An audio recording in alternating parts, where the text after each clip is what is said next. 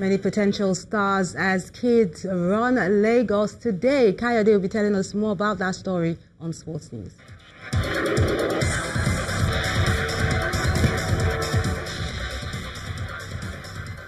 Thank you, Melinda. Welcome to Sports News. The second edition of the Lagos Kids Mini Marathon has been concluded in Lagos, hosted by the St. Saviour's School Ikoyi Endowment Fund. The marathon has an objective of inspiring kids to become more physically active from an early age and run for charity. Our sports correspondent, Austin Okunakwan, has more. Between 3 and 15 years are here at St. Saviour's School Ikoyi to feature in the fundraise.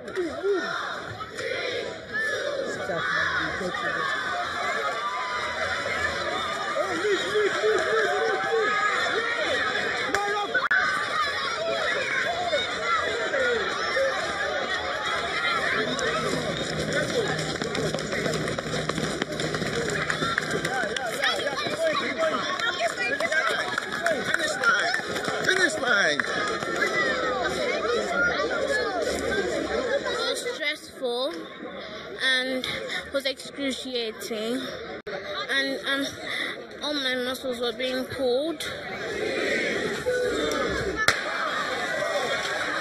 Due to age differences, the race was done in groups.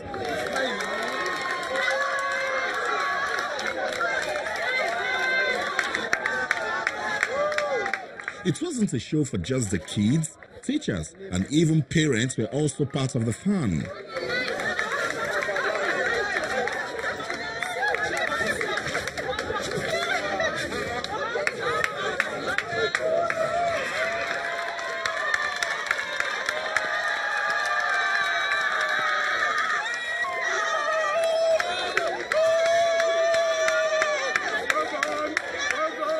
Marathons really helps you with aerobic fitness, so good for your body weight, for your heart, and yeah, it's overall very good for you. Congratulations, Dad. Congratulations. Congratulations. Look who we found here. 2015 Channels Kids Cup MVP Afolabi Yusuf is still winning. I would thank them for this opportunity they've given us and everything they've done for us today.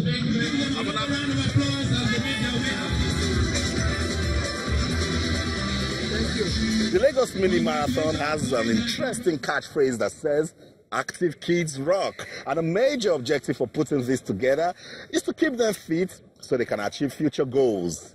Austin Okunakwan, Channels Television News. It was such a wonderful delight to see the kids run for charity, but it was serious business as Novak Djokovic beat Roger Federer in 3 sets to reach the final of the Paris Masters. It was the 47th meeting between the pair, with the Serb taking the match 7-6, 5-7 and 7-6 in 3 hours and 2 minutes. Djokovic, who will return to world number 1 on Monday, will face Karen Khachanov in Sunday's final.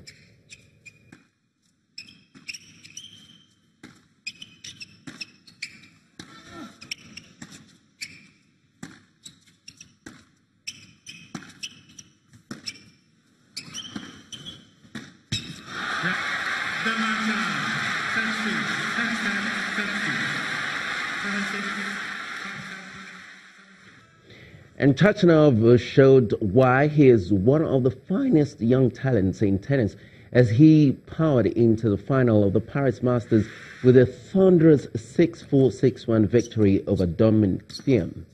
The 22-year-old Russian moved one step away from the biggest title of his career at the Bercy Indoor Arena, crushing his Austrian friend in 70 one-sided minutes. Khachanov will now play his first Masters 1000 final on Sunday.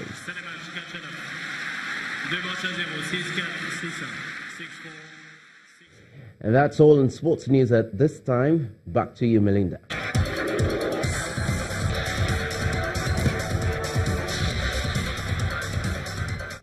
Many thanks, Kayode.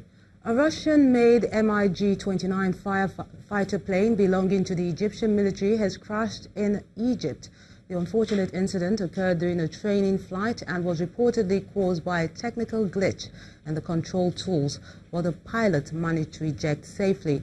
Technical experts are expected to travel to Egypt really soon to help in the investigation. The plane was said to have been supplied by Russia to Egypt as part of a commercial contract this year.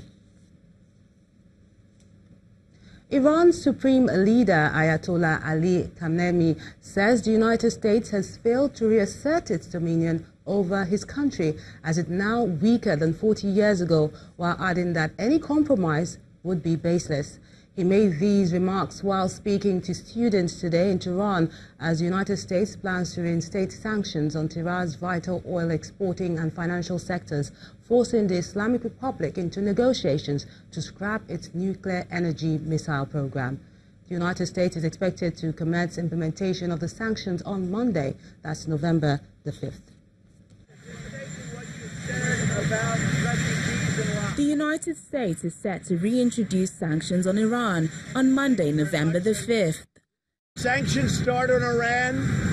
They're very serious sanctions. They're very big. They'll be elevated from there. But as you know, sanctions are starting on Iran. And, you know, Iran is taking a very big hit. The country is not the same country as when I started almost 2 years ago. Iran is a much different country since I terminated that deal. That was one of the most ridiculous deals ever made by any country at any time, the Iran nuclear deal. But sanctions very much are elevated as of you know when, next week. President Donald Trump withdrew from the Iran nuclear deal in May, describing it as defective at its core. The United States has been gradually reimposing sanctions, but analysts say this move is the most important because it targets the core sectors of Iran's economy. The agreement saw Iran limit its controversial nuclear activities in exchange for sanctions relief. Barack Obama, the U.S. president at the time, had argued the deal would prevent Iran from developing nuclear arms. Iran says it has no fear about new U.S. sanctions and began selling crude oil to private companies for export, part of a strategy to counter the planned sanctions. The UK, France, Germany, Russia and China were also parties to the 2015 accord and have stuck to it, saying Iran is complying. And the main news again.